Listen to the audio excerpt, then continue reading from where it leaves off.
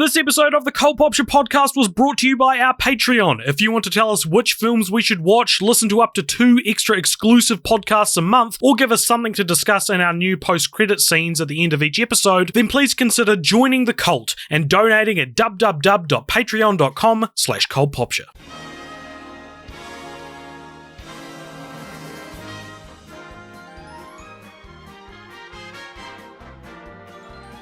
Do you see Trump talked about Parasite winning Best Picture? In a good way or in a bad way? In a very bad way. Oh, 100%. And he's like, oh, Best Picture, he's like talking about how bad were the Academy Awards this year. Oh, Best Picture went to South Korea. It's so great, isn't it? Because it's like when the guy you hate in your class says something so fucking stupid and you're just like, you fucking piece of shit. Of course you'd think that. You know? Like, of course Trump doesn't like Parasite. Ben Shapiro didn't like Parasite either. Yeah. Well, Trump's more of a North Korean fan. That's true. He's probably more of a fan of North Korean cinema, who also made a film called Parasite, but they are the parasite in it. There you go. All right. That's my biting political commentary to open the episode with. All right, well, sorry to get political right at the top of the podcast, but I don't mean to get political, but what the fuck are birds? Okay, well, so I mean, it's kind of fitting in that we're doing the Oscars of the 2010s, and the 2010s maybe the most political decade in history. It certainly had politics in it, and Yeah. I think as well it's cool that while everyone at the end of 2019 was doing their like what's the best film of the decades list, we're like nah bitch, the decade's not over yet, we're gonna wait till February to do this idea, and here we are. Yeah, but as we all know, the decade is over. The 2010s have come to an end. It's now 2020. It's the start of a new decade known as the 2020s. So for this is what we're going to do here is we're awarding we've created a list of nominees which we isn't just the three of us came up with. We outsourced and got the kind of biggest group of people that we could to come together and create a list of nominees, which we then, or like a short list essentially, which was then whittled down, and then those same people voted on those nominees to choose winners. And so this is kind of like the way we're going to do this is these awards given out to individual accomplishments and whatnot. But as we go through the podcast, we'll talk about, so someone might not be the best, and might not have had the single best performance of the decade, but, we can talk about who the actual best actor of the decade was, looking at their entire body of work. So there's kind of like 2 different things that we'll be talking about throughout this podcast. So don't be like, oh, they don't deserve it because they did 4 films that were great. It's like, yeah, but this person did 1 film that was the best, According to these votes as well. And these are votes from people whose opinions we trust, and from what we tried to make a wide variety of different people types here in in our sort of mainly white male bubbles that we try to break out of as much as we can. Don't bloody. So we have a diverse. Our academy was more diverse than the actual academy. Percentage-wise, you're probably right.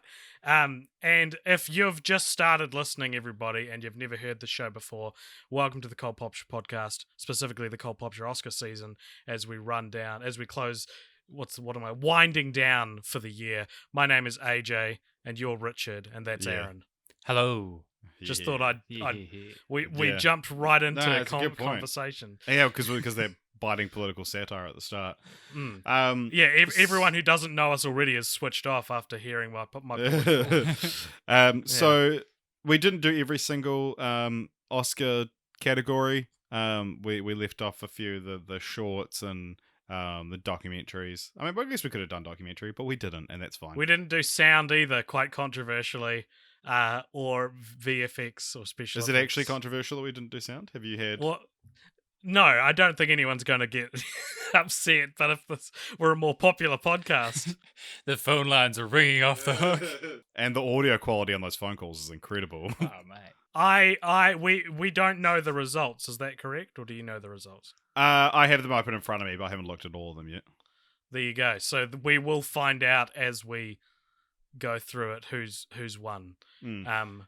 It's worth mentioning, just at a glance, there's a lot of ties, or like second place will have like 6 things that all have the same amount, kind of thing. Right. So for the awards we are going to be giving out for the official Cult Popture Oscars of the 2010s are Best Adapted Screenplay, Best Original Screenplay, Best Original Song, Best Score, Best Cinematography, Best Film Editing, Best Animated Feature, Best Supporting Actress, Best Supporting Actor, Best Actress, Best Actor, Best Director, and Best Picture. And the nominees are all, as Richard said, we got our outside opinion to make sure we weren't missing things, but we did want to emphasize staying power, and films that have stayed in the public consciousness. So you don't it's essentially like if the Oscars were to actually do this, the kind of things they would pick. Yeah, so like I loved my in 2019 and 2018, my favorite films of each of those years were Sorry to Bother You and Knives Out, and I think Knives Out is nominated for screenplay, but nothing else. But the point being is, like, I'm able to accept that my favorite does not necessarily mean it is the most iconic film of the decade, and if I can accept that, so can you, listeners. That's not to say you shouldn't tell us ones we missed out on. Yeah, and I mean, yeah, if we were doing, the thing to remember is this is the Oscars of the 2010s, not the best films or the best in each of these categories. I don't know, it's a weird thing. We'll talk about it. But anyway, let's get a start on with Best Adapted Screenplay. So, do we want to talk about like our shortlist and then our eventual nominees? I don't have the shortlist in front of me, but I feel like we should just say the nominees. Okay, let's go to the nominees.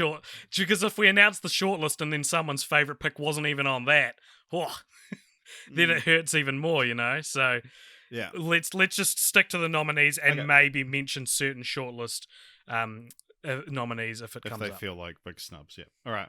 Okay, do you want to tell us what the nominees were? All right, so the nominees for Best Adapted Screenplay of the 2010s, which I don't know how common knowledge this is, but adapted also includes sequels and remakes and based on real life things. It's a weird category, but here we go. Actually, if it's based on, because it can be an original screenplay if it's based on real life, but there hasn't been a previous thing written about it. Like 1917 was original, even though it's adapted from. Okay. Oh, and also every award has 5 to 10 nominations, but we didn't want to leave anything out just for the sake of conforming to some arbitrary number. So the best adapted screenplay nominees for the 2010s are The Social Network. Do you have who's written everything in front of you that you can follow up with? Oh, by Aaron Sorkin. Little Women. Which is Greta Gerwig. Jojo Rabbit. Taika Waititi. Logan. Written by Scott Frank, James Mangold, and Michael Green. And Arrival. Which is written by Eric Hesserer. There we go. So, what do you guys think's going to win? The Social Network, Little Woman, Jojo Rabbit, Logan, or Arrival? Well, I know the answer, so I'll abstain. Aaron, what do you think? Well, I picked a movie I have not seen because from what I've heard is a fantastic adaptation. So I picked Little Women, but I think it will probably be The Social Network just because of the way in which Aaron Sorkin's writing is viewed. And also because he's a fellow Aaron, so obviously he gonna win. Yeah, I would tend to lean towards The Social Network too, and I'm pretty sure I voted for The Social Network purely because that's the big dick energy that film has, and it came out in 2010, so right at the start of the decade, and is still vying for the title of best film of the decade, and also the fact that it's written so intelligently, and because it's written by an Aaron. and it was written by an Aaron, and also because it was about a subject which is more relevant now than it was at the time of release, and it feels eerily precognitive because of that. You know, Facebook only got crazier after The Social Network came out. Yeah, I do wonder if there's a film this year that's gonna have the same kind of staying power for this decade. Yeah, but there can only be one winner, and this one's actually quite close. So in third place, we're doing places. Well, the Oscars don't do places. Okay, yeah, but this isn't the Oscars. This is the Cult Popture podcast. In third place, we have Jojo Rabbit. Okay. In second place, we have Little Women. Of course. Oh. And then in first place, we've got The Social Network. Yeah. Come on, Aaron Sorkin. Aaron, do you want to accept it on behalf of Aaron Sorkin? Thank you. I'm very honoured. After having written such classics as... what did he start off writing? West Wing? The West Wing, that's what I'm thinking of. West Wing. Moving on to other projects in my life. I should have really researched Aaron Sorkin before stepping you up. You should have researched every nominee. Getting that name. Yeah, exactly. Sorry, Mum, Dad, I know I've just been born, but I need the rundown on every Aaron before I can accept his name. What do you think, Richard? What do you think of The Social Network winning this award? But back at 100%. Yep. Like, it's timely and it's managed to stay relevant. And it's like, you know, there's the argument that Aaron Sorkin scripts are, you know, set in like a heightened reality where everyone is super intelligent and thinks of like the exact right thing to say at every point, which is every time one of his films come out, someone will inevitably criticize that. But it's like at the same time he's so good at it that like it's forgivable, and you just accept that like, yeah, all these characters are witty and clever and yeah. Yeah. And I think just this script itself is like a specimen as well. Like there's such a science to the writing, and it's very captivating.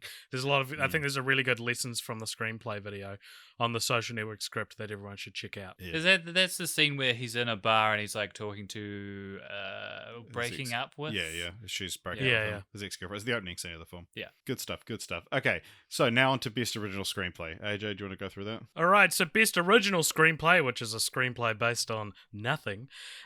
We have in the nominees Her, written by Spike Jonze, Get Out, written by Jordan Peele, Knives Out, written by Ryan Johnson, Eighth Grade, written by Bo Burnham, 3 Billboards Outside Ebbing, Missouri, written by Martin McDonough, Lady Bird, written by Greta Gerwig, Inception, written by Christopher Nolan, and Parasite, written by Bong Joon-ho and Han Jin-won. Was Inception only written by Christopher Nolan? Yeah, I'm just finding that out now. That's really interesting.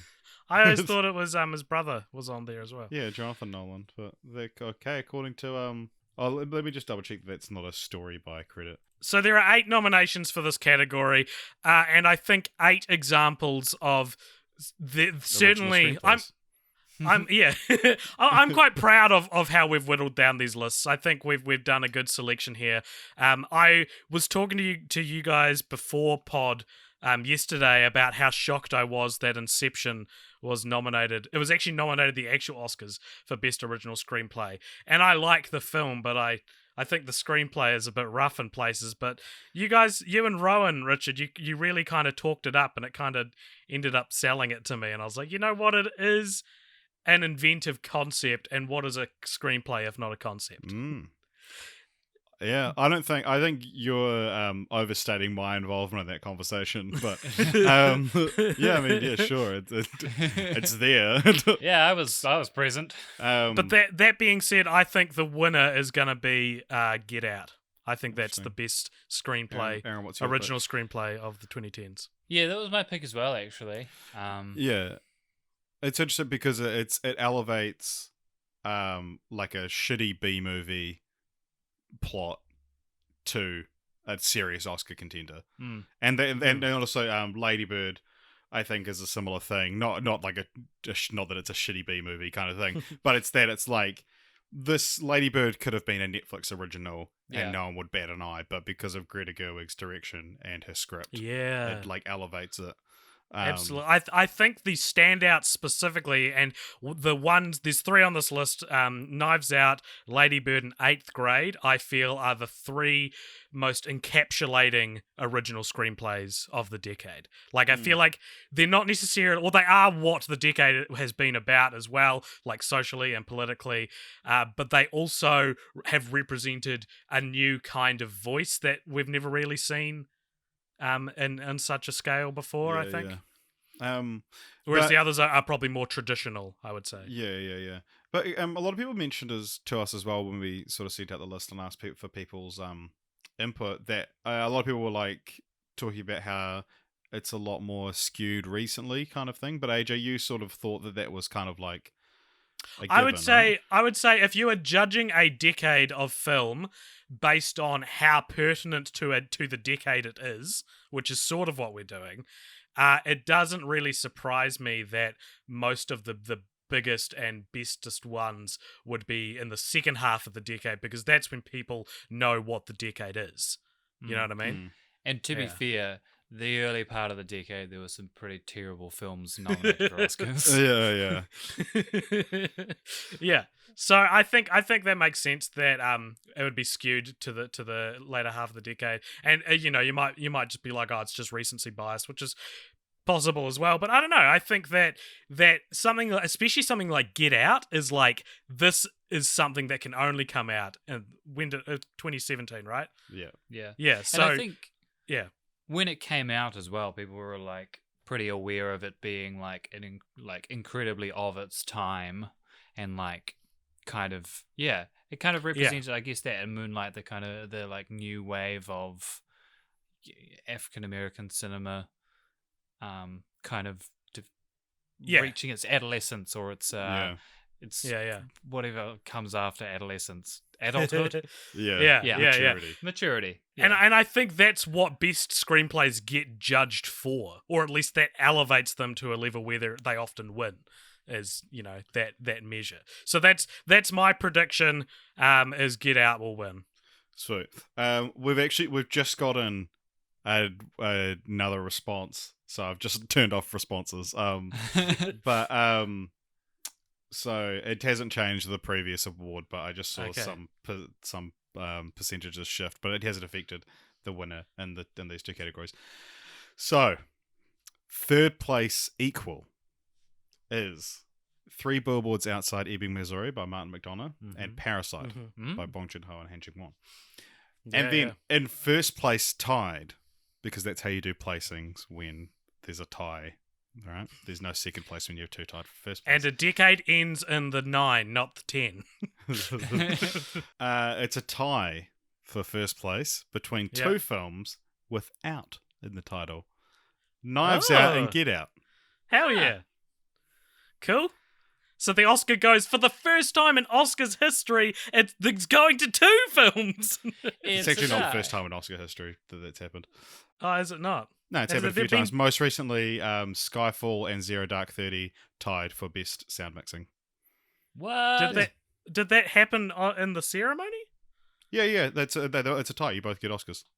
Oh, I didn't know that. Yeah, it's happened half a dozen times, but that's the most recent. Wow, I feel like I've never seen that happen live. And I would watch the Oscars a few times in my life. Richard, I think it was sound editing, not sound mixing. Fuck off. Just off the top of your head. Yeah, actually it was sound editing, not sound mixing. What you didn't hear, listeners, was the 2-minute gap in between when Richard said that and now, when he quickly looked it up. And yeah. Anyway. Well, I want to give the due respect to the soundies who we aren't respecting in this podcast. Otherwise excluded from this podcast. Nice. Cool. Well, I'm happy with that. I love Knives Out a lot, and I love Get Out a lot. It's the year of the decade for outs. I think Get Out is one of those, like, this is totally emblematic of the decade. It's great to have like this fresh African American voice in that can like take a genre film and really elevate it. And I think Knives Out is a bit of recency bias, if I'm being perfectly honest. Probably. I didn't vote for it, so I feel I can. Well, it's your bloody your propaganda video you made about it being the most pertinent film of the decade. People are like, "Wow, I know this is the one AJ wants me to vote for." All right, best original song is up next. Aaron, do you want to read out the nominees? Can I see the nominees from here? All right, for Best Original Song, we've got Shallow from A Star Is Born, Skyfall from Skyfall, Happy from Despicable Me, Let It Go from Frozen, Remember Me from Coco, Visions of Gideon from Call Me By Your Name, All the Stars from Black Panther. Oh my god, is there more? Yeah, the yellow's cool. Everything is awesome from the Lego Movie, and How Far I'll Go from Moana.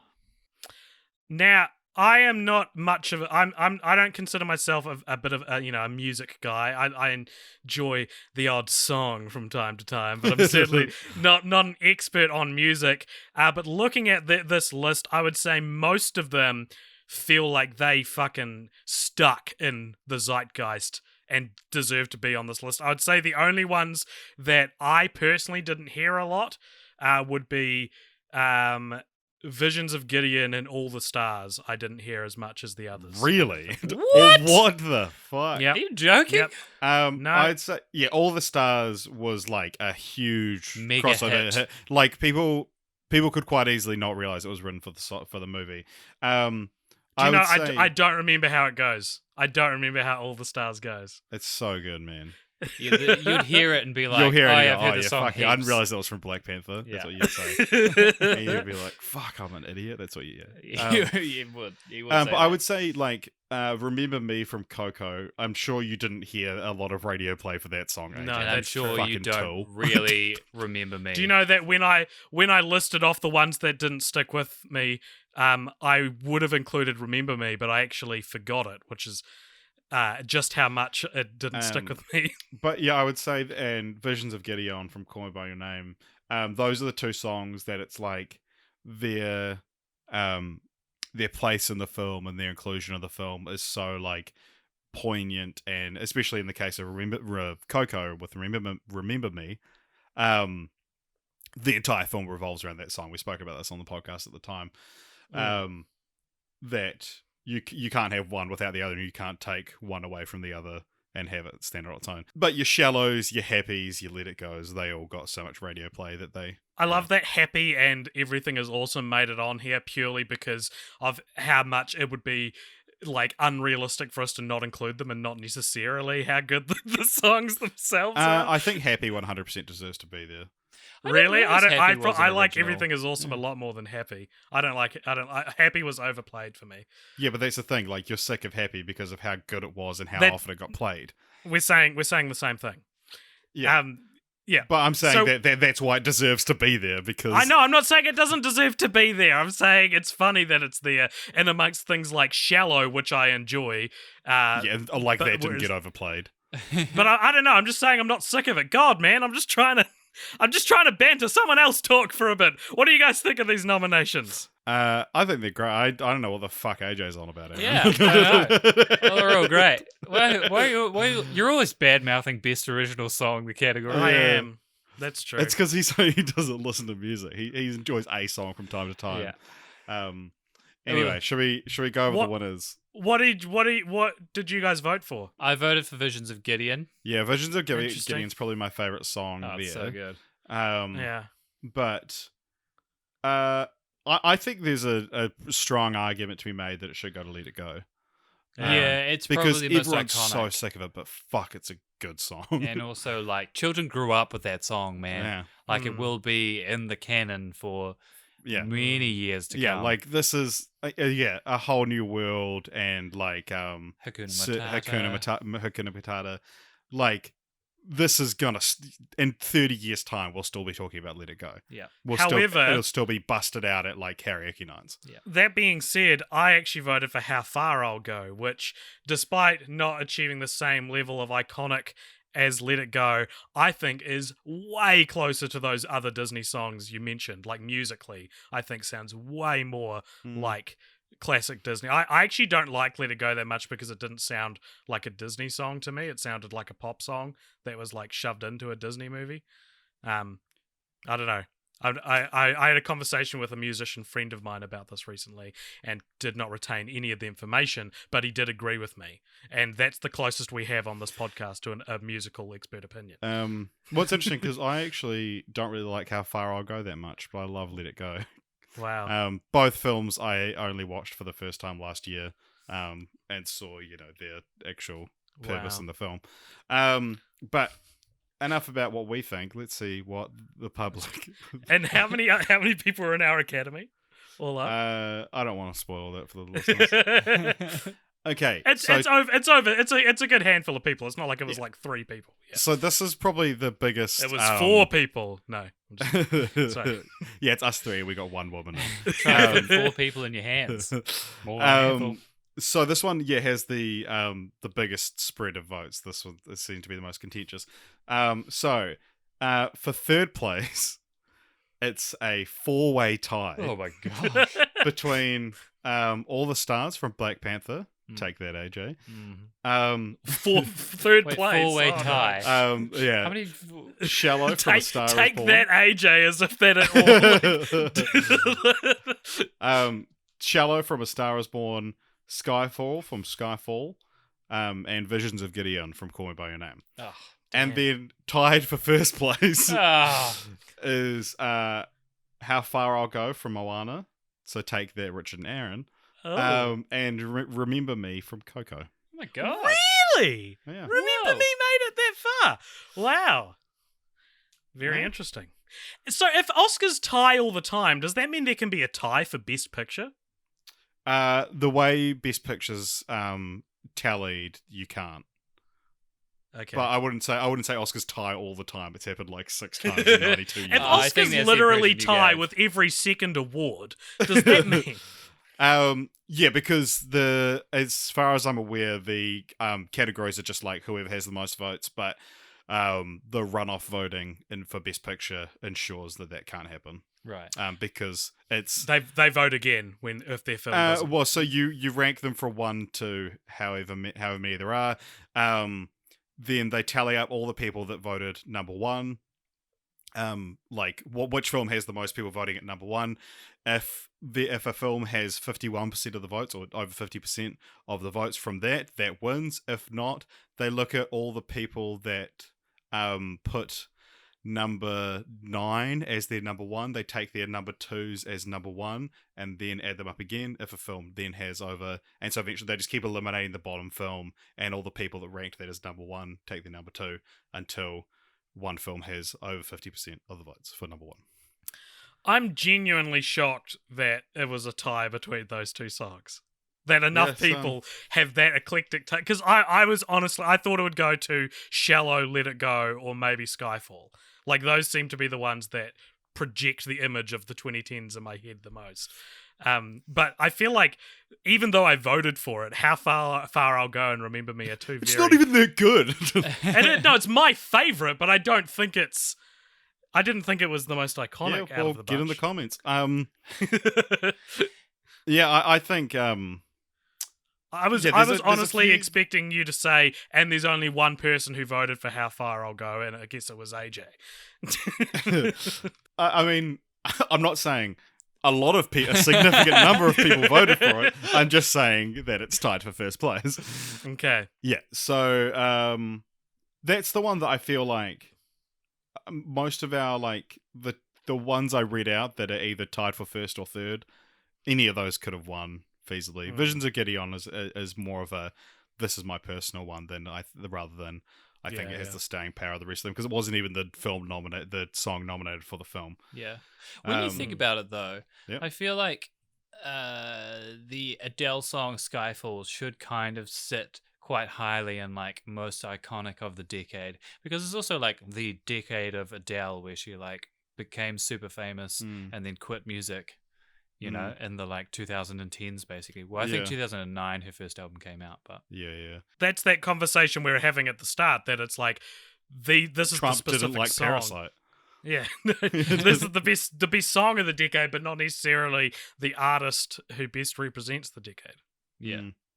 And also, like, the 3 Bond films we got this, well, not really, because one of them came in the next decade and it hasn't actually come out yet, but that Skyfall did so well that they essentially just gave it to Sam Smith and Billie Eilish and just said, just do this again.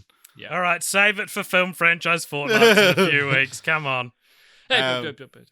Okay, so now our next one is best score. So again, we're not really music people, so it's, but trying to go off, understanding that what the general consensus is amongst filmy, Things that musical I've people. read and things I've heard people say. Yeah, And also our own little academy, at which we made sure to select musical people to vote in. yeah. Yeah. Although, AJ, What? I've just realized something that you put let's read out the nominees, one of Okay. which was added by you, and got like an automatic buy into the into the nomination from our shortlist. So our nominees are The Social Network, Dunkirk, Arrival, Blade Runner 2049, Inception, The Hateful Eight, First Man, Black Panther, and 2009's Up. Oh, shit. So, I'll So tell you what though, Up. no one voted for Up. So, God. Well, that's so embarrassing. That yeah. That for the record, that was one that was suggested to me by another Academy member, and I didn't even think about the year it came out, and I just thought, yeah, that's a score I remember. Like the little please stand by thing pops up with like with like an elevated music version of Spanish Flea. and a cat has pulled the plug out of. No, it's an elevated music version of like the Up theme music. Yeah, way to yes and me, dude. Which would sound like AJ. Okay, so yeah, best score. I personally, I think that Up should be disqualified because it didn't come out in the 2010s. This isn't even as bad as when La La Land accidentally won over Moonlight. Like, this is less of a blooper than what's happened at the actual because Oscars. for one, no one gives a shit about the Cult Popture podcast compared to the fucking Oscars. And for two, it's like a category that's like, it's not the top category. Yeah. Oh my god! Oh, you didn't say who composed all these songs, Rich, and I feel that's the Social that's an Network was important Trent thing to know. Reznor and Atticus Ross. Dunkirk was Hans Zimmer. Arrival was Johan Johansson. Blade Runner 2049 was, I believe, Hans Zimmer. I think so. Benjamin Wallfish and Hans Zimmer. Okay. Inception was Hans Zimmer. Hateful Eight was Ennio Morricone. First Man was Max Richter, I believe. Just desperately Old trying Max. to remember all of Justin Hurwitz. It says. Who's Max Richter then? Max Richter did.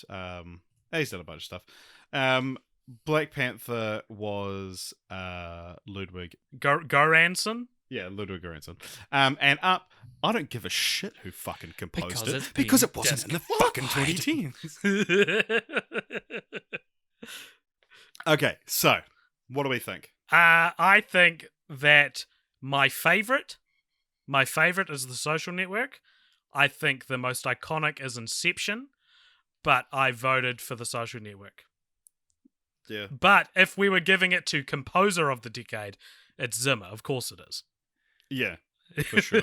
The Zim's hands down. Yeah, hands down. Hands down. Yeah, because it's one of those things that although I would also make an argument that Trent Reznor and Atticus Ross could give them a run for their money in the decade, because The Social Network was their first film score, as far as I know, and then they have dominated this decade. Like it's when Watchmen was announced, that was one of the things that excited me the most about it was that like they were doing the score for this TV show, and now they're doing the score for David Fincher's next film, Mank, and they're using period accurate instruments. So they usually heavily rely on synths and stuff. So it'll be really interesting to see what they do when they're And limited they're to also doing 1930s. They're also doing Pixar's Soul as well. That's right, yeah. So I think that out of these, though, like ones like Dunkirk, Arrival, maybe just mainly those two. Those two are memorable to me because they're different and kind of interesting. Like like because a score's got to be pretty memorable for it to stay in your mind, you know. Because scores are kind of designed to be, you know, almost subconscious. Unless it's like a particular theme, like you know, Harry Potter, Star Wars, those kind of things. Yeah. Yeah. Although also another one that did a lot of good work this decade is Junkie XL, who did Mad Max Fury Road, Batman v Superman. Drastically different films in terms of quality, but the scores are both great. All right, Aaron, what are you picking to win this? I picked Dunkirk, which might have been a bit of a surprise, but I think it's quite iconic in terms of like kind of reinventing the score for like a war movie. Like it seems quite with the ticking clock kind of. Yeah, it seems kind of motif intuitive now that we like think about it. But and especially that 1917 did it as well. Yeah, exactly. You know, but now that it's been, it seems intuitive. Like when he did it, was like, oh, of course, a ticking clock. It makes sense because it's like, you know, you're building down to this thing. But no one thought to do it before that. Yeah, and also like Inception as well is a lot more than just the bwom. Yes. That it's it uses that Edith Piaf song that slowed down because you know they use that as to wake them up and things like that. And so at each level of the dream, the kind of part of that song is used slowed down to create the score for each of the levels. So there's a lot of really clever stuff done in it. I should also mention that I forgot to add Interstellar was a late addition to this category as well, because people suggested it. I disagree with it. I think it's a terrible score. Well, that was sort of the thing about Dunkirk as well, is that like people began to so like heavily kind of basically do exactly the same as Interstellar that he was like, we got to push off in a new direction, man. Like we got to find something new. Yeah, that's when you know it's good, is when because did Hans Zimmer do Interstellar as well? Yeah, he did. Yeah. So when you along with Inception and Interstellar, you kind of pioneer a certain genre of score and then do something completely different for Dunkirk. That's bossing. You know what I mean? Like that's how you know you're the best composer of the decade. Yeah, Interstellar is also there, Hans Zimmer. But as for the winners, okay, so tied for second place, we've got Arrival and Black Panther. And then with 50% of the votes, and a landslide victory, The Social Network. Wow, so Inception didn't even place. So I will say though that interestingly, so you've got with 50%, you've got The Social Network, and then you've got the other two tied at around 15%, and then you've got three that are tied for fourth place, and that's Dunkirk, Inception, and Interstellar. So it could be that it split the vote, you know? People trying to choose their favourite Zimmer one, which is maybe, you know, why you would take out something like Interstellar. Really pushing this take out Interstellar. But I think that is actually really interesting and really kind of telling that the Zimmer vote seems to have been split. Because I think if we'd put down best composer of the decade, Trent Reznor and Atticus Ross, Hans Zimmer, Ludwig Göransson, Johan Johansson, who are the people that ended up winning, Hans Zimmer would have won. Not if nothing else because he's the most household namey of that lot. Yeah. I mean, but hey, how good is that Social Network score, baby? Oh, it's so great. good, so good. Bong, bong, bong, bong, bong. So you should, good. Re-record the score to that film and get it done. Okay, up next, best cinematography. So, this is the art of capturing the pictures.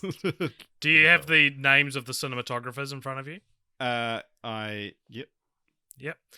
Cool. So the nominees for Best Cinematography are Blade Runner 2049, Roger Deakins, The Revenant, which was Emmanuel Lubezki. and he also did Birdman. Is that correct? Yep. Who's also nominated. Star Wars: The Last Jedi.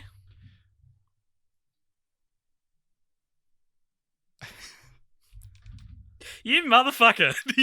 Yo, I got them in front of me. Steve Yedlin, Yeah, Yedlin. 1917 which is Roger Deakins. and Dunkirk. Dunkirk was Hoyt van Hoytma. Yes, he was. What's with all these repeating first name, last name in the cinematographer and composer? Well, there's two, but that's still kind of significant to me. And one of them passed away, so can you have a little respect? Wait, it wasn't Wow. Hoyt, was it? Nah, Johan. Oh, thank God. Oh, Oh thank God, he Hoyt! died. These are some fucking good-looking films. Yeah, and so interestingly, Emmanuel Lubezki won like a hat trick of Oscars because he won it for Gravity, and then the following year one for Birdman, and then the following year one for The Revenant. Was Gravity not was Alfonso Cuarón not the cinematography for Gravity? No. Ah. Directed it. Well, there you go. Yeah, he doesn't shoot us. Oh no, because he shot Roma. Yeah. This is a stacked category, man. These are such good-looking films. I think. Yeah, it's like us three boys, eh? Yeah. Stacked. The Revenant. The film is all right, but how it looks, The Revenant might be the best looking film I've ever seen. Like when I first saw The Revenant, I was like, this is as good as you can get. Like I don't know if cinematography can get better than this. When I first saw The Revenant, I was like, this is real long. But then damn, it looks good. and the parking for 3.5 hours cost more than the price of 2 tickets to the film, and movie tickets are fucking expensive. Holy But shit. also parking in Newmarket is real fucking expensive. What? I was gonna say, where do you park, man? So I don't have great memories with this film. To be fair, before I went and saw The Revenant, the only thing I really knew about it was one that Leonardo DiCaprio gets inside a horse. He gets inside a horse. Is that right? Yeah. I think it's Yes. a horse. And a bear gets inside him. If you believe the Yeah. rumors. He has his fingers inside him. And his teeth. No, and also that they shot it entirely in like golden hour, which Yeah. was like the time before. Oh, sunset it would have time. been hell to film this by the sounds Would of have it. Like, sucked. yeah. It does very much just look like it's just everyone trying real hard to Yeah. get Oscars. Yeah. Anyway, it worked for it Leo. is. Cinematography's like that though. It's one of the only categories where it's like you genuinely do get rewarded if you're trying to win an Oscar, right? Because Yeah. like with acting, people call you out for it, you know, like just Oscar baity kind of shit. But like, what's Oscar baity cinematography? Oscar baity cinematography looks great and wins Oscars. One shot I would say is the cool new.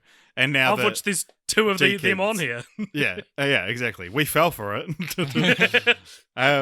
Okay, so let's go over the winners. So this one, no ties here. Oh. There's a tie for fourth place, but who gives a shit about fourth? Who gives a shit about fourth place? So, in third place, The Revenant. Oh, my heart. In second place, Birdman. Birdman. Ah, so and good. then, with 50% of the votes, Good Oh my Christ. god. Blade Runner 2049, Roger Deakins. I'm not even mad. Beautiful film. I'm in love. I want to get frames from that film tattooed on my nuts. Put them dude. up my butt. Actually, yeah, I remember vividly last year, the year before, when we talked about it Yeah. on the Oscar podcast, he was like, I want to get frames of this. And he's still talking about it. Yeah, So- yeah, What? yeah, he fucking I said I wants want to it get them tattooed on my nuts now, so I've up. graduated. Which shot? You know the fucking shot, the one with the giant Anna de Armas pointing at little. That's Ryan my Gosling. my lock screen on my computer. I thought you were gonna get the like massive orange panorama of him walking into the distance because of your wide nuts. Or I still need wide nuts for any of the shots, dude. This one compliments it. The Anna de Frame Armas shot. size is all the same. The Anna de Armas shot complements it quite well, though, because you can have Anna de Armas huge hologram on one nut and then tiny Ryan Gosling on the other nut. Oh, wow, yeah. For your massively lopsided nuts. Yeah. Penny farthing nuts. You fucking asshole with your penny farthing nuts. Oh, is that a term? Did you make that up? That's such a good insult, dude. Yeah, I did. Penny farthing nuts. That's so good. Because you talked about one of them being big and one of them being small. I get and in it. my head, I was get it. like, what other things? It's good, and it's Yeah, the we've just greatest. ruined it. I feel like that was one of the funniest things I've ever said, and now it's been dissected. And it's the greatest gift that best cinematography of the 2010s could have given us. Okay. No, I'm very happy with that one. Cool. Yeah, so, all right, let's go to best film editing. This was a hard category to nominate stuff for. Yeah. Because editing, it's hard. Yeah. Yeah, if it's good, you don't notice it. And if it's obtrusive, then it's nominated for an Oscar. So, I'm gonna have to look up the names of these editors, aren't I? I told you to do it in the poll, and you said you forgot about it. you said no, AJ. We'll do it on pod. Editing's also an interesting Oscar where a lot of the films that haven't been represented in other categories get represented in editing. So, what does that tell you about editing? It's shit. Yeah, it's not very good. It's two people who edit things for their jobs. No, AJ's Yeah. got a new job. Oh, Yeah. you're not doing the editing I'm anymore. now showing people how to edit things. Oh, there you go.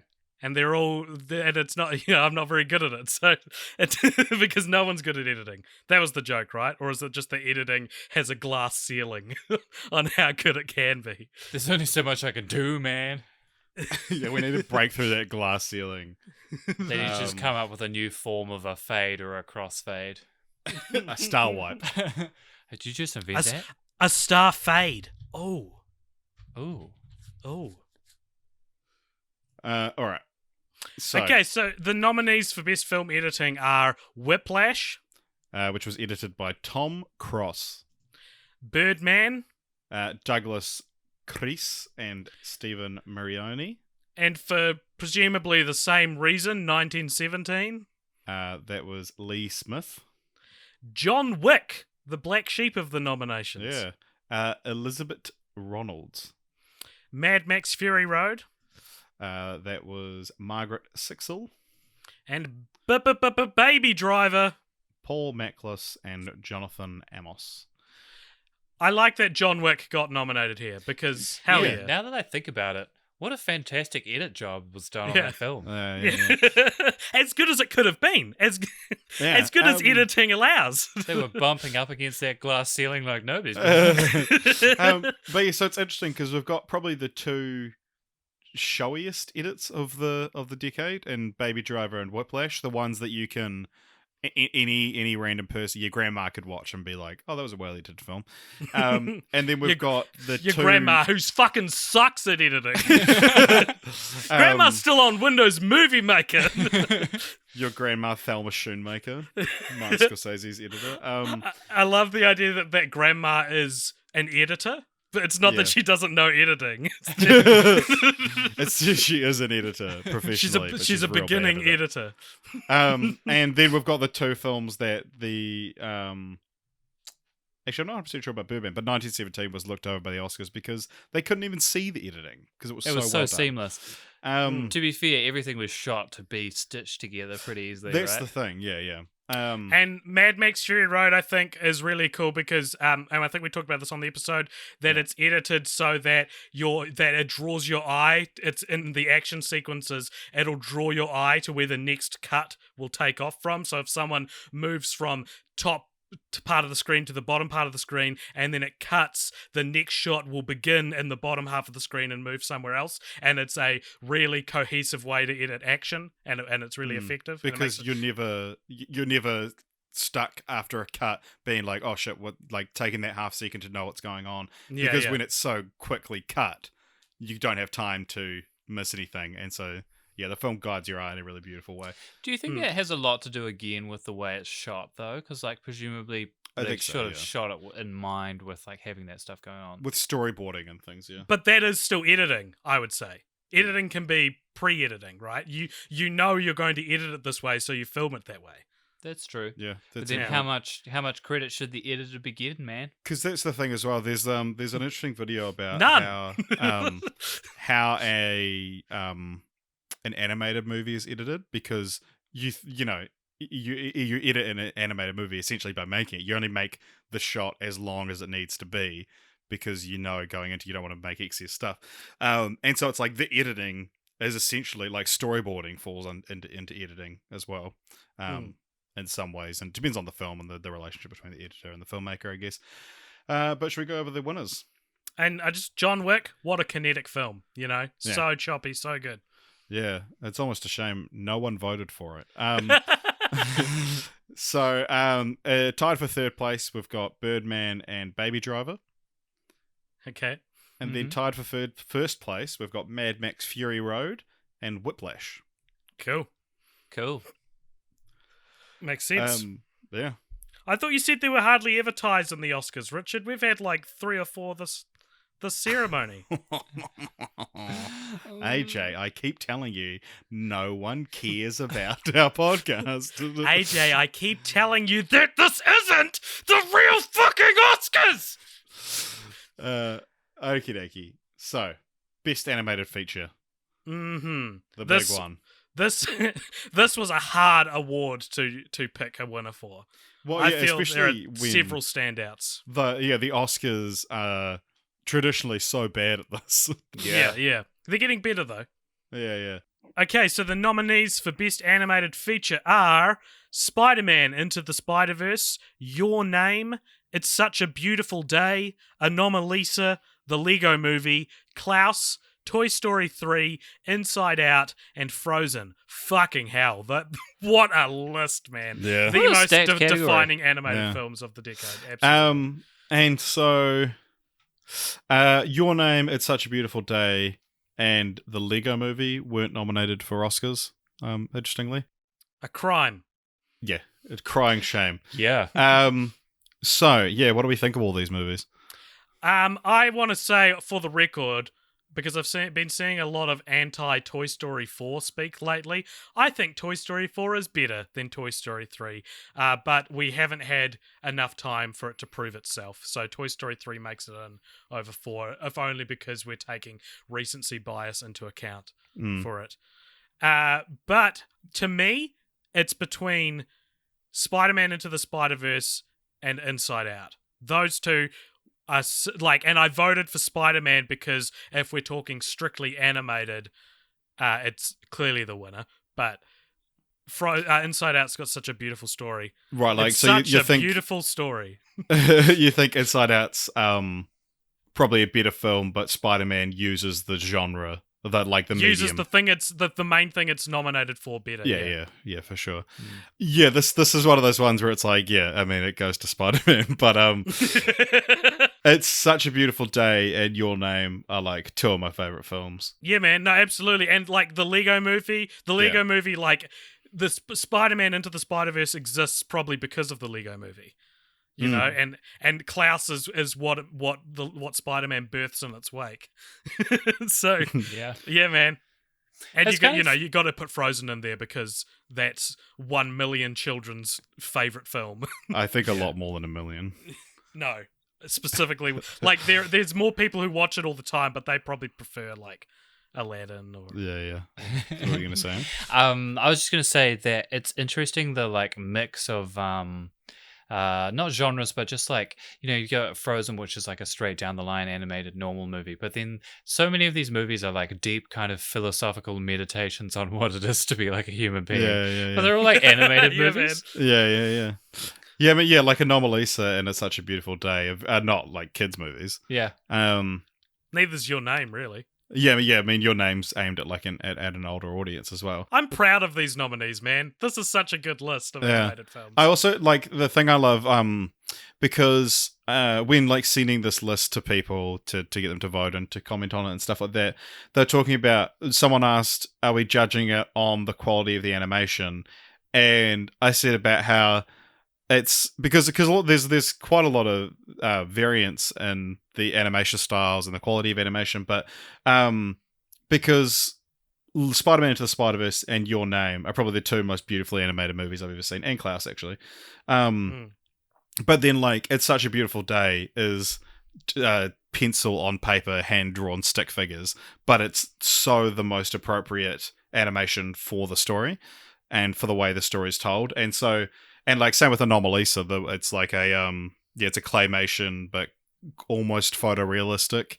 It's not cartoony in any way. And that becomes part of the story as well. And I'd actually technically say probably all of these nominees qualify for that. It's just something like Inside Out doesn't need to be stop motion animated or whatever, you know? Like, they all are the form of animation that best complements the film, I think. But at the same time, Inside Out and Frozen could be 2D animated. They could be... Yeah, that's true. Although I guess, like, Inside Out especially... And Frozen, like they make the most of the 3-dimensional world, and like with the particle physics, and because like every Disney movie, 3D animation is like essentially they set themselves a new test, to be like, let's see if we can get this to work. So like Monsters Inc. was the fur dynamics, and or like Finding Nemo was underwater kind of effects and the way the lights work. Brave was mirrored as hair, that like rather than fur, like trying to get like hair to look, and then Frozen, is the like the particle physics of the snow and like the way they like the fractals of the snowflakes and things like that. And then Inside Out was actually using a moving object like Joy, the main character, as a light source. So she's actually a dynamic light source herself. And so it's kind of the thing they set themselves in that movie. But wow. Interesting. And the Oscar goes to... Okay, so in second place, it's a 6-way tie between Your Name, It's Such a Beautiful Day, Anomalisa, Klaus, Toy Story 3, and Inside Out. And then, in first place, with 60% of the votes, it's Spider-Man Into the Spider-Verse. Oh, such a good movie. Of course it is. Of course it is. Nice. Yeah. It is interesting, though, because Toy Story 3 is the only one of those that made the jump from animated feature to being nominated for Best Picture. But Spider-Man Into the Spider-Verse is such, like... It's such an animated movie. Like, you know, it's... Yeah, it does the specific thing better, even if... Toy Story 3 is maybe arguably a better film, but yeah. In some ways, that's because it's like an adaptation of a visual medium in and of itself. You know, like I feel like, because it's already like a visual medium that they're adapting. You know, a comic book, you mean? Yeah, exactly. So it brings with it that like already like entrenched in it, that sense of like, you know, animation and like it's a comic book come to life, which is arguably a better reason to do it as an animated film than like Toy Story 3 has. Not that it needs to make an argument for why it's an animated film. It's kind of like you know how the first seasons of Game of Thrones are real good because they're based on like 1,000-page novels kind of distilled down into like and then they get like terrible later on because they have like no source material. I'd say it's kind of like that, you know, like having source material to like increase the richness of your animation, basically. Yeah. Nice. And okay, so now we're into the big acting categories. So first off, we'll go Best Supporting Actress. So our nominees are Patricia Arquette for Boyhood, Haley Steinfeld for True Grit, Scarlett Johansson for Her, her voice-only role, Naomi Harris for Moonlight, and Lupita Nyong'o for 12 Years a Slave. Great performances. I can't remember who I voted for. I think I voted for Naomi Harris and Moonlight. Nice, but they're also great. What do you guys think of these roles? When I saw Boyhood, I was blown away by Patricia Arquette specifically. Yeah, and she's Ethan the Hawke best as part well. of the film. Yeah. But the fact that she's able to keep one character consistent over 12 years and have it feel like the same person, but also having grown, and the fact that it's just these little insights into their life. Yeah, I mean, it's fantastic. Not to lean too heavily on they filmed it over 12 years thing. But yeah, no, I think it's a fantastic performance. And the scene where she breaks down when she's like, I thought there would be more, was fantastic. And it's such a beautiful, like, portrayal of empty nest kind of, yeah. Aaron, what do you reckon? Yeah, I'm inclined to agree. And again, not to lean too heavily on they filmed it over 12 years. But you're right, there's a certain extent to which, and this is quite Oscar-y as well, like I think a lot of performances are like voted the best performance because they're like the most hard acted, like if you think of Winston Churchill from 2019 or Gary Oldman, Gary Oldman, there's that thing about American cinema where they're like, oh man, he's like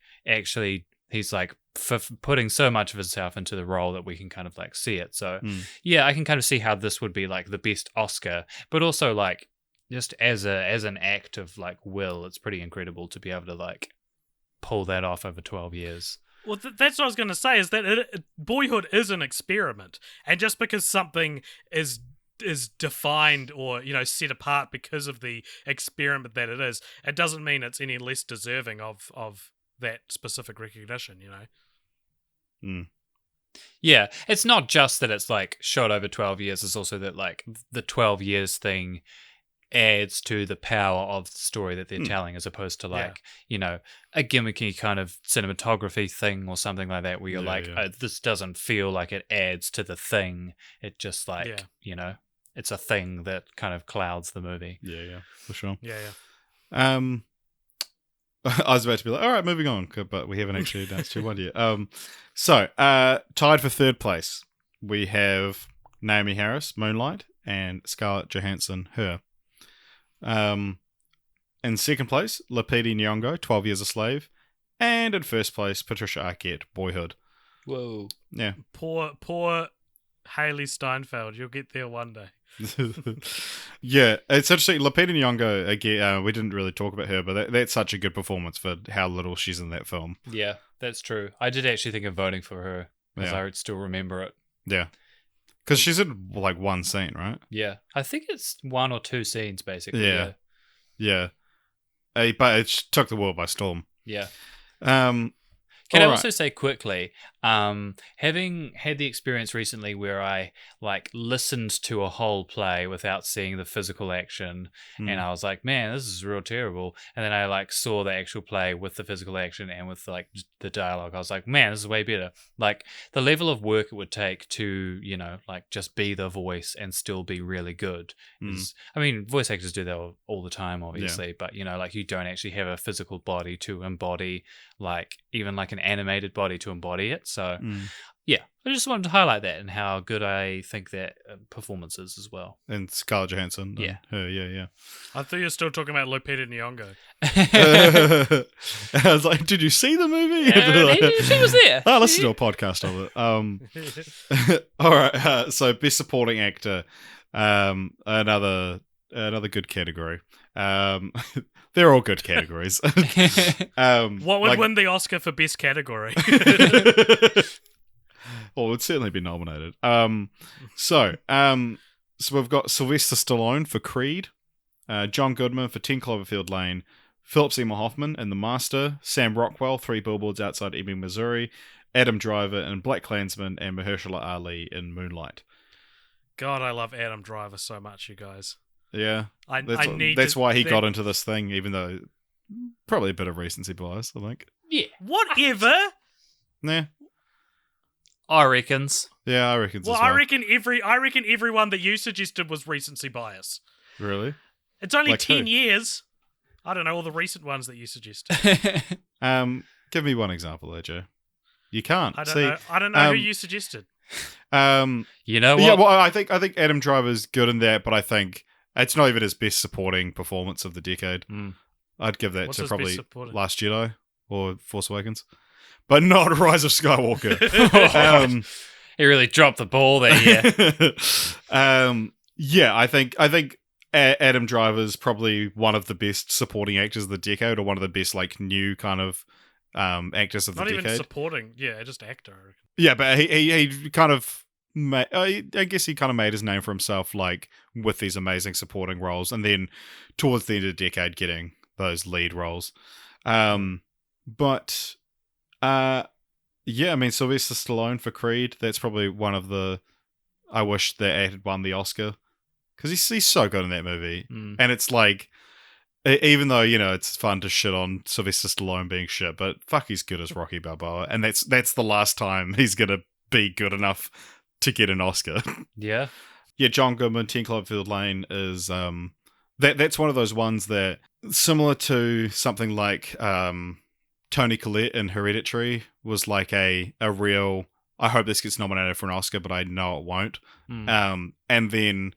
Looking back at the end of the decade, there's still kind of a lot of buzz around that performance and how it should have been recognized, especially because John Goodman's one of those actors that always puts in a great performance, but has never been nominated. Much like, actually, another actor who I think we've probably snubbed here, J.K. Simmons in Whiplash. We also snubbed Toni Collette in Hereditary. Yeah, I know. She was on the shortlist, though, to be fair. Oh. But, yeah, I think...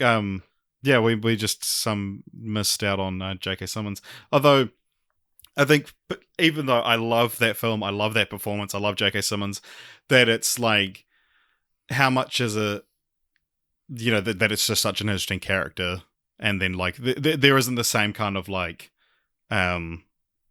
work, I guess, in a way that it's like, compared to some of these characters where it's like. There's a lot more depth to them, whereas there could be an argument that his character's a bit one note in that movie, as much as I love it. Yeah, I mean, it kind of comes back to that thing of like, how well do you fulfill the brief? Like he did what was required for it, and he made it like, like he embodied it. And he created this iconic character. Yeah, exactly. Like did the script call for moments of like, maybe it did, maybe it didn't. Like were there notes that he missed or things he could have done that would have made it better? Yeah, it's funny because it's like I 100% would have him on here, and I probably would have voted for him, but I'm just trying to justify him not being on there, even though I disagree with it. Yeah, I have no idea who's going to win this one, so I'm very interested to see what the results are. In third place. Sylvester Stallone from Creed. Nice. In second place, Mahershala Ali from Moonlight. And in first place, the late, great Philip Seymour Hoffman in The Master. Yeah. Totally so fair. Good. Yeah, because fuck, man, that's probably the best acted film I've ever seen in my life. Yeah. Yeah, I agree. And because he died 2 years later, I think, or even maybe even 1 year later. And it's he like died in 2014.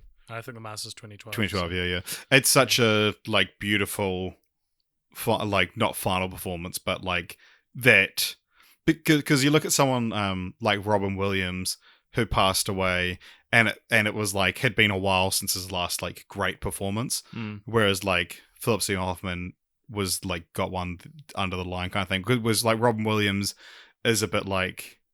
I do wonder sometimes how many great performances we would have had he still been alive. Yeah. But Philip Seymour Hoffman is like the world was robbed of like incredible performance after incredible performance. Nothing at all against Robin Williams. I fucking love Robin Williams. It's hard to believe Philip Seymour Hoffman's even dead. Yeah. Is that a weird thing to say? Like it's just strange to think of. Yeah. Yeah. And his performance in that film was just incredible. So good. I feel The Master might be the most under the radar film we've nominated on this list, just in terms of general film audiences. And if that's the case, and you haven't seen The Master, highly recommend going out and seeing it is a bit of a difficult watch. I will mention it's a character driven film, not a story driven film. So there's quite a few times where you're like, why am I here? When does this take place? But it has probably the best acted scene I've ever seen in a film. Agreed. Yeah. Next up, best actress. Actress. The most actress. Best actress. Okay. Our nominees are. Yeah. Do you want to say them, AJ? I'll do them. Brie Larson for Room, Florence Pugh for Midsummer, Rosamund Pike for Gone Girl, Frances McDormand for 3 Billboards Outside Ebbing, Missouri, Jennifer Lawrence for Winter's Bone, which I will note was a hard movie for us to whittle down to just being one of them, and Charlize Theron for Mad Max Fury Road. Jennifer Lawrence, I probably would have gone Mother over Winter's Bone. I've actually seen Winter's Bone, so I don't actually know. Yeah, Jennifer Maybe Lawrence is one of those ones where there's an argument that she's the best actress of the decade. Yeah. But are any one of her performances better than I voted for any one of Frances McDormand, for example. Yeah, but it's funny, Jennifer Lawrence, it almost feels like we've seen her entire career in the 2010s. Yeah. It's just been announced that she's doing a film with Adam McKay.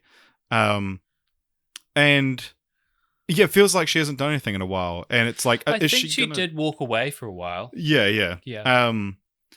But yeah, I mean, it does feel like we've seen almost. It's not been like a fall. It's just been kind of like a staying out of the limelight, almost like a Joseph Gordon-Levitt kind of thing. That it's like, pop out in every now and then, I'm sure, but it feels like we've seen her golden era, the beginning and the end. Yeah. I saw Joseph Gordon-Levitt tweet something about hit record the other day, and someone replied to him and said, "For the love of God, I am begging you, please return to acting. Stop doing this hit record shit, and please return to acting." That's good. What do we think? One thing I will say, before we talk about the best of the best, it feels weird that Meryl Streep is not in this category. Interesting, yeah, good point. She only had one win this decade with for Iron Lady. Iron Lady, yeah. But she still feels like she should have. She's still ever present. You know what I mean? What do you think was her best performance of the decade? Ooh, put your money where put your mirror where your mouth is. That's interesting. Actually, I haven't seen the TV series that she's in. Oh yeah, the Big Little Lies. Yeah, Big Little Lies. But I would actually say August Osage County, maybe. Oh yeah. Because she just she has so much range in that movie. It's crazy. Yeah, she's really good in Little Women as well. To be fair, I would nominate her for Mamma Mia, Here We Go Again, where she opted to not be in the film because it was more interesting for the screenplay. And let me tell you, it was not more interesting for the screenplay to not have Best Actress in the World, Meryl Streep, in the film. But by a similar token, and a spoiler for what's up ahead, we haven't nominated Tom Hanks for Best Actor, and he's the male Meryl Streep, So, Male Streep. Male Streep. Maelstrom. Who is this going to go to? Who did you vote for? You guys. So, I think Brie Larson in Room is one of the all-time great performances, but Frances McDormand is a fucking tour de force in that film in 3 Billboards. God, Florence Pugh is going to have such a good 2020s, isn't she? Yeah. Oh yeah. When we do the Oscars of the 2020s in 10 years' time, we're going to be talking about it. She's going to have so many nominations. She's got such a promising career ahead of her. I feel like you've just jinxed it. Aaron, what do you reckon? Yeah, same thing. I gotta say, Frances McDormand. Holy shit! Yeah, such a good performance. Imagine being jinxed by a podcast no one listens to. From that's not a big enough platform to be jinxed by. Okay, so in third place we've got Jennifer Lawrence, Winter's Bone. In second place, Brie Larson, Room, and in first place, Frances McDormand, 3 Billboards Outside Ebbing, Missouri. It's a good performance. It is. Yeah. As a quick side note, I once met the guy who cast Jennifer Lawrence in Winter's Bone. Oh, really? Yeah, 100%. I did an acting workshop with him. He came over from the States. He's a real cool dude. He casted a whole lot of independent films and stuff. But he goes on about the one that he's always going on about how he knows Jennifer Lawrence. Whatever, man. You casted her when she was young. All right, let's move on to Best Actor. Okay. I want Aaron to read the nominations. I'll read the nominations. Let me swing round my microphone while Richard brings it up. All right, all the ones in yellow. In old yellow. Old Yeller is nominated for best. Best performance by a dog. All right, first up we've got Jake Gyllenhaal in Nightcrawler. We've got Joaquin Phoenix for The Master, Timothy Chalamet for Call Me By Your Name, Adam Driver for Marriage Story, Kang Ho Song for Parasite, and Leonardo DiCaprio for Wolf of Wall Street. But The not film he The Revenant. Yeah, I was gonna say.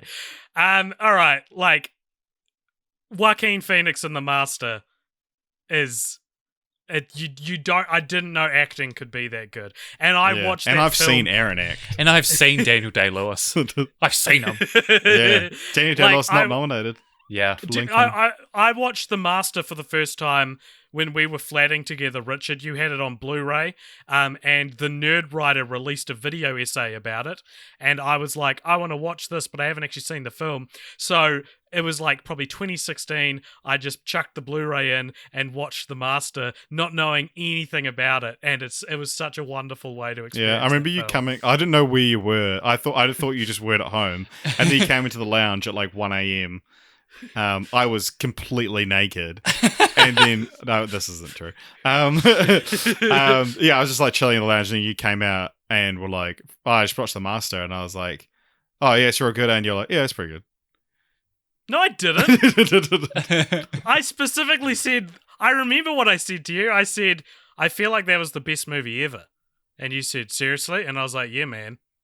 Like, I was so disarmed by how Yeah. good it was that I It's wasn't funny, like, the movies that we say are the best ones we've ever seen.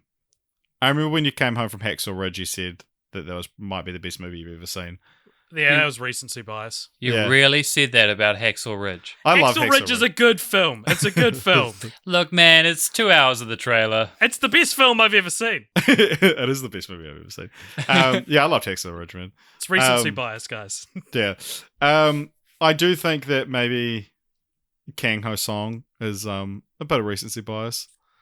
Yeah. Bit of recency bias. It's one of those films that, like, the thing about Parasite, and a lot of people were like, it's it's got locked out of the acting nominations, but it won the Screen Actors Guild Award for Best Ensemble. That it's like, it actually, every single person in that cast is incredible, but no, it doesn't. It means that no one actor stands out above the rest. But yeah, also, Leonardo DiCaprio was a late addition to this list by me.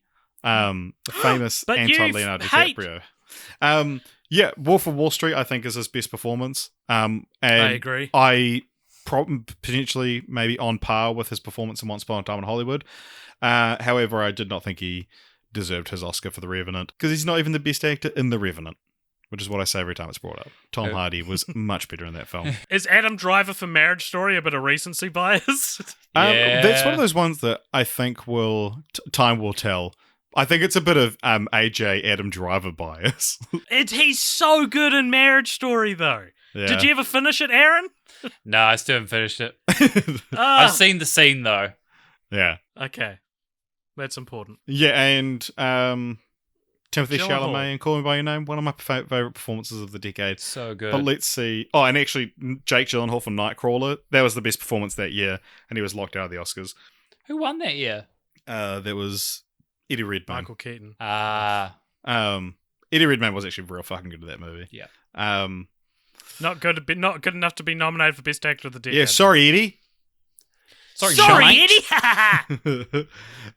Okay, so tied for second place, we've got the recent Adam Driver in Marriage Story and Jake Gyllenhaal in Nightcrawler. Wow. However, in first place, we've got the current holder of the Best Actor Oscar trophy, Joaquin Phoenix, for his performance in The Master. It's so fucking good. It's so good. Yeah. He deserves our meaningless award. Who did he lose out to that year?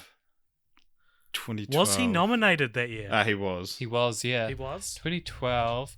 Oh, maybe that was the year of the King's Speech? No. No, that was 2010. That was It's the 2010. year of The Artist. Best actor that year went to, Jean Dujardin for The Artist. Yeah. Huh. That's an interesting one, actually. I did think about The Artist not being nominated. When I looked Actually, at That has had. Tell you what, I was wrong there. And actually, that was the Oscars that took place in 2012 for 2011. That year, that was the year that Argo won Best Picture and Daniel Day-Lewis won for Lincoln. right. Oh well, it's Day-Lewis. It's Lincoln. Yeah. Yeah. Just to hop on that point about The Artist, Aaron, I think you couldn't get a more forgettable film of the decade. That film has had no staying power for the past 10 years, I reckon. That's interesting, actually, because I do think about that film like a little bit over the past decade, and I think you're potentially right in the sense of like the average person, probably hasn't thought about The Artist, but I think it is a very Oscar-y movie because it's like one of those things that's like about Hollywood. So if like you wanted an example of Hollywood loving films about Hollywood, that's probably it. But I also think that it's a real good film. There's such like just a build up to like, and you know what? It's not that bad. I think it lives up to the hype. I just think it's like, it's maybe forgotten. Do you know what? I've never seen it. Really? Yeah. 2011 wasn't a very good year either, though. So. I do somewhat agree. Yeah, 2011 seems like the last year that I wasn't really interested in the Oscars. Interesting. You mean 2012? 2011 for The Artist. Ah. Yeah. Okay. Yes. Yeah. Yes. The ceremony took place in 2012. Yeah. Oh, I feel like I did have one more thing to say, but I can't remember what it was. So let's move the fuck on to Best Director. Hi-yo. Hey. Okay, so our nominees for this are Alejandro González Iñárritu for Birdman, Christopher Nolan for Dunkirk, Denis Villeneuve for Arrival, Martin Scorsese for The Irishman, Jordan Peele for Get Out, Bong Joon-ho for Parasite, Greta Gerwig for Lady Bird, and Damien Chazelle for La La Land. Man, okay. Whatever wins, Denis Villeneuve is the director of the decade. Yeah, 100%. That dude has had such an incredible run. So let's the films he made in the last decade were Incendies, Enemy, Prisoners, Arrival, Blade Runner 2049, Sicario, and that's it. Incredible. Yeah. So good. You'd have to think that Alejandro is almost there as well, though, right? I mean, he won for Birdman as well as The Revenant. He also won a special achievement Oscar, which was like the first time it had been given out in like 20 years for his work with in virtual reality. Whoa. Yeah. I think you could also say it's the same thing for Nolan, just because Nolan's like the mainstream version of those two directors. Yeah. Yeah, it's true. And because this decade he had Inception, Dark Knight Rises, Interstellar, Dunkirk. Yeah. Fucking hell. Like, I agree with you, Aaron, but I think I go to Villeneuve for of the decade just because his films are like bigger than Alejandro González Iñárritu's. And he did more as well. Yeah. True, also, yeah. it's worth pointing out as well that Scorsese in this decade had Hugo, which was the most nominated film that year. The Irishman, Silence, Wolf of Wall Street. But I like to think we're nominating Scorsese specifically for The Irishman because that's such a director-driven film. Sure. But yeah, and also like I mentioned before, Greta Gerwig and Jordan Peele were able to elevate these kind of like in lesser hands would be either just a forgettable kind of nice-ish slice of life movie that you'd give 3.5 stars and tell your friends, oh yeah, it's not that bad, you may as well watch it, and a schlocky B movie horror. Yeah, and I'd say about those two as well, Greta Gerwig and Jordan Peele, but I also include Bong Joon-ho in introducing the world to a type of movie that we don't always see and getting Oscar love, and that's really cool. And Parasite with Bong Joon-ho is like I felt so safe in the hands of him as a director. Do you know what I mean? Like, I trusted him that he was going to, and I knew nothing about him watching it, but like trusted that he knew what he was doing with the story and is taking you through the story, like, and crafting it expertly. So, damn, so good, so good. Damien Chazelle for La La Land. Actually, Damien Chazelle, I want to put forward as one of the best directors of the decade as well. That Whiplash, La La Land, and First Man.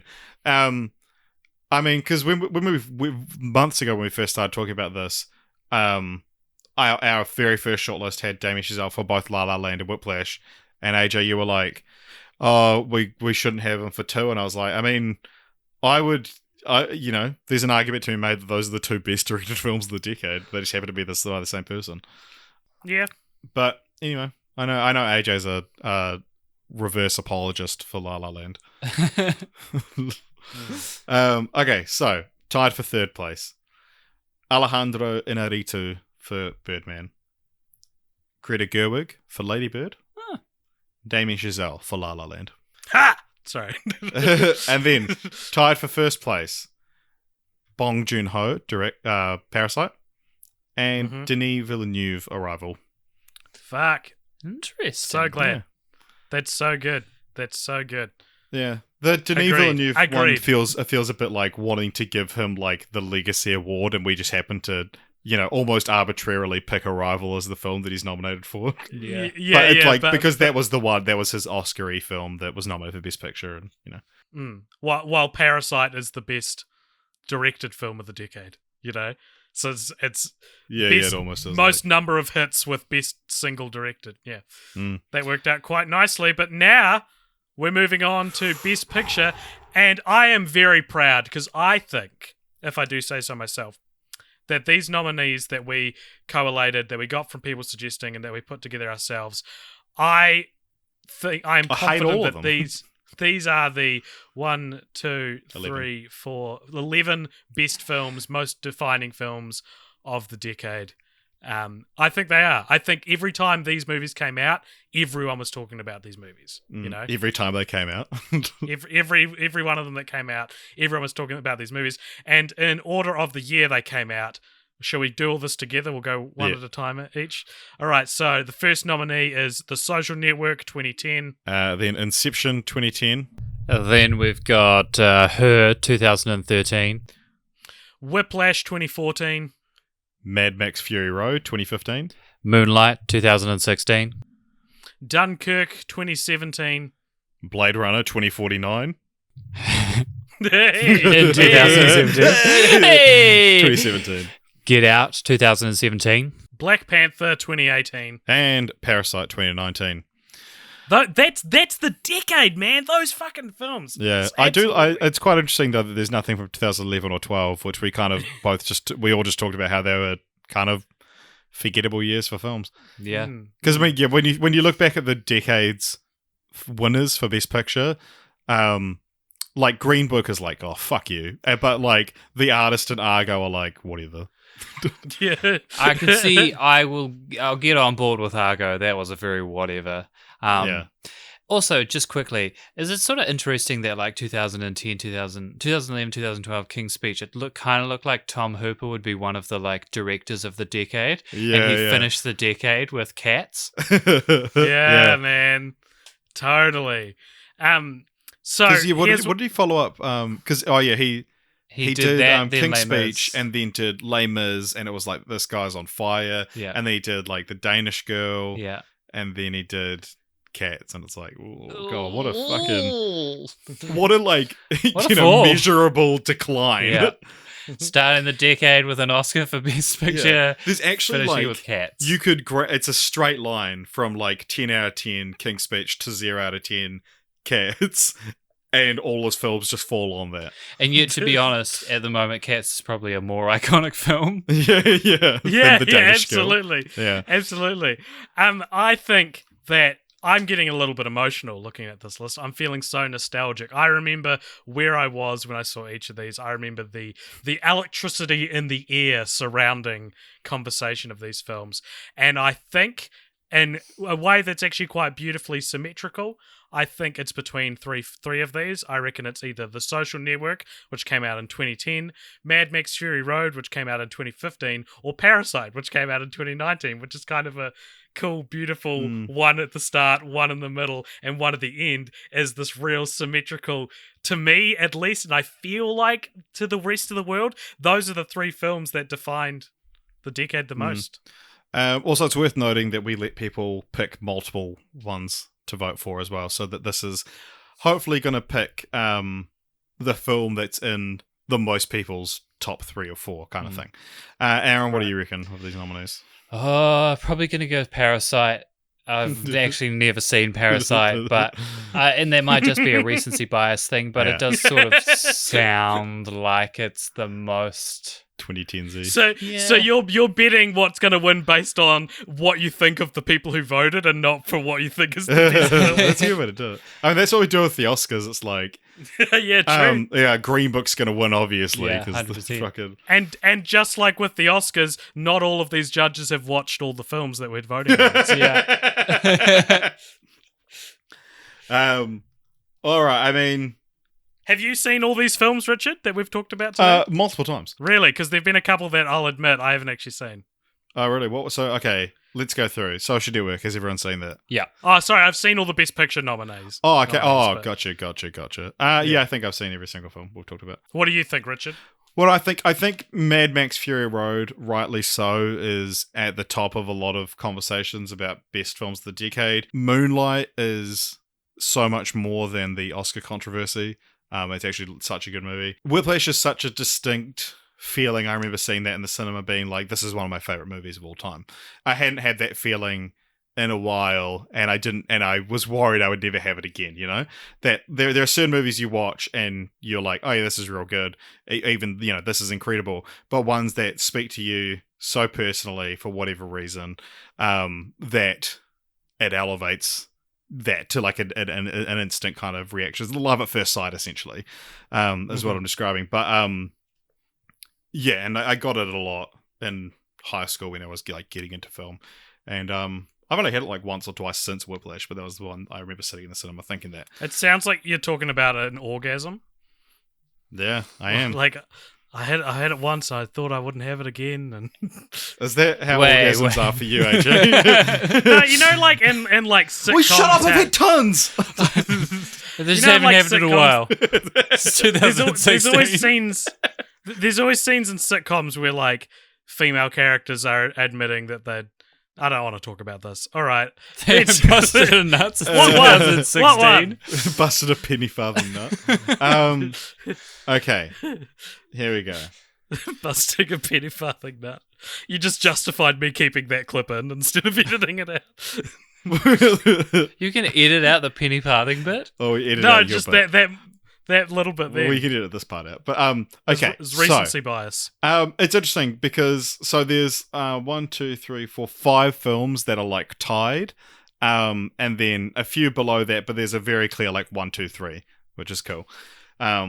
So no ties here that I'm going to be talking about. So in third place, Moonlight. Oh shit. In second place, Mad Max Fury Road. What? No! And then, in first place, Black Panther. the Cult Popture pick for best film of the 2010s is, drumroll please, Whiplash. No way, really? Real? Whiplash. Are you serious? I disagree. What? Not even close. Not even close for me. Holy That's shit. I feel so. I What the feel heck? like the wind has been taken out of my I knew it would sails happen to you as well. I'm quite happy completely. with that. I mean, like, yeah, Whiplash, it's my favorite, No probably my favorite film fucking of the way. decade. Is, Holy Ah. shit, really? Yeah, but like we said, this is the film that is in the most people's top couple of films. Yeah. I wouldn't have even nominated it. You just insisted.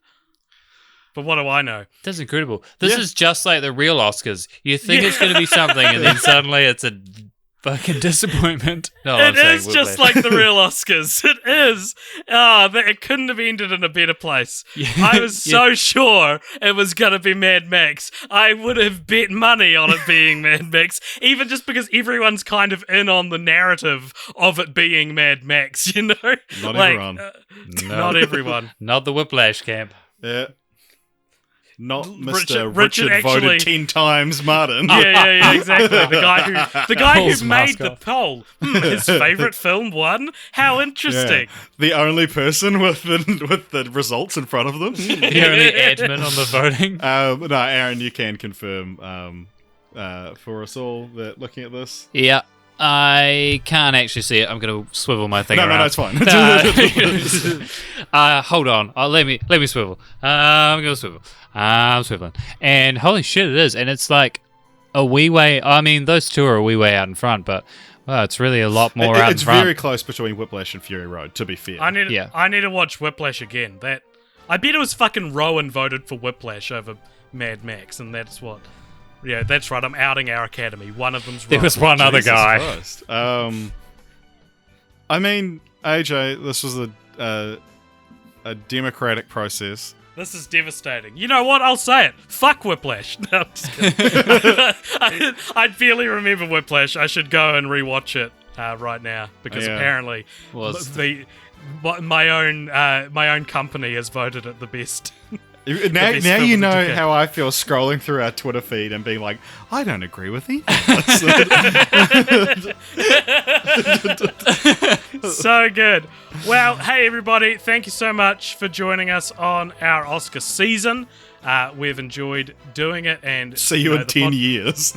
The podcast isn't going away, so we've still got more episodes coming out. Tune in next week for the Roger Moore James Bond episodes. And yeah, thank you for coming on the show, Aaron. Thank you for having me, guys. It's a pleasure as always. Yeah. And if you like pleasure Cult is Popture, all. then please subscribe to us on YouTube, on Acast, on Apple Podcasts. Give us a rate and review, 5 stars, please, or just don't bother. Like us on Facebook, follow us on Twitter and Instagram. Join our Discord, of which the link to which is in the the show notes, along with links to all this stuff. And of course, stick around after this outro music for a cheeky post-credit scene. But yeah, beyond that, hey, there you go. Yeah, and let us know what you thought of our results. Yeah, or if there's anyone you think should have won, or anyone that we completely left off altogether. Yeah.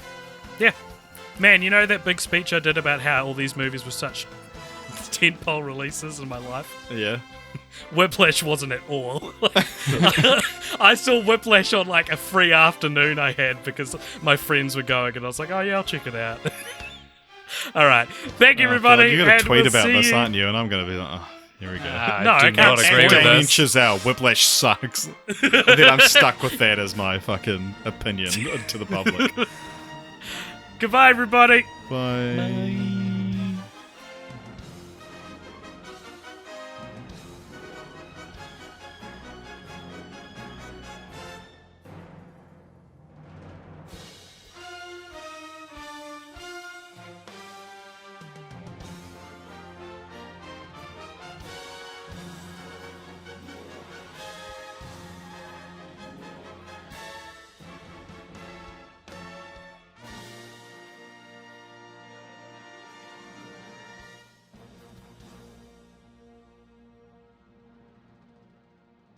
Sweet. Hey, everybody. Welcome to the post-credit scene for this episode of the Cult Popture podcast, whatever it may be. I've lost track. I think it's still an Oscars one. I think it's our Oscars. Yeah, if that was if Oscars this of the- past episode... Yeah, Oscars of the 2010s. If not, I'll cut this part out. If this last episode was our Oscars of the 2010s, make some noise. Yeah. Not you. That I was leaving them room to make some noise. So yeah, Richard, what is this segment? Why do we do this? All right, so this is part of our the segment's brought to you by Patreon, which for our fans, our patrons who pledge $5 or more a month, they get to suggest just essentially give us something to talk about in a little cheeky post-credit scene, Yeah. which you're listening to now. And if And if you want to be part of that, then you can, of course, donate at www.coldpopture.com. No, www.patreon.com/coldpopture. And this week's question comes from Nadishta, who's been on the show before. How good's that? We just squeeze money out of anyone on this show. And she asks, what's a movie that everyone has told you must see that you haven't seen and probably won't see or won't go out of your way to see, and why? Now, we're going to have very different answers for this. Because I Okay. know you probably have a massive list, and I could probably provide a massive list of movies that I've told you need to watch that I know you're never going to see. Parasite was actually the top of the list for a while. But I mean, I guess that proves that you do eventually. I would like to challenge. I would like to challenge your assumption that I'll never see them. I think I will see them one day. Yeah, I mean, I don't have any movies that I will never get around to seeing or will never go out of my way of seeing that people have told me I must check out. Like I don't go, oh, okay, yeah, all right, I'm going to check out, because I'm a firm believer of you have to see a movie to have an opinion on it, or like to be able to. I mean, there's lots of movies I haven't seen that I have strong opinions on, but Yeah, I was gonna say, are you haven't seen The Greatest Showman, have you? I have seen The Greatest Showman. I went out of You my way to have? watch The Greatest Oh. Showman so that I could have an informed opinion on Never mind. it. Wow. Yeah, and Who am I was talking to What am someone I at doing work here? the other day who was talking about how First Man wasn't as good as La La Land or Whiplash, and I agree with that statement, but they were like, oh, it was shit, like I didn't even stay for the whole thing, like I left after like an hour, and I was like, well, then you don't have an opinion on it, because not only is the best part of that film the moon landing sequence, but yeah, I was like, you don't get to join this discussion because you haven't seen the movie. What about you, Paddleton? No. Well, I think I'll see Paddleton one day. But what's got to the point in my kind of personal canon that feels like I can never see at this point is Pacific Rim, and I've talked about this before. My True. exposure to Pacific Rim was I didn't think the trailer looked very good and was shocked to see some people thought it looked very good. I like Guillermo del Toro enough, to not want to write off any of his films, but I've heard so many good things about Pacific Rim, and I've heard so many bad things about Pacific Rim that it just and you've heard felt some middle like, things from me. Yeah, you're the lone middler,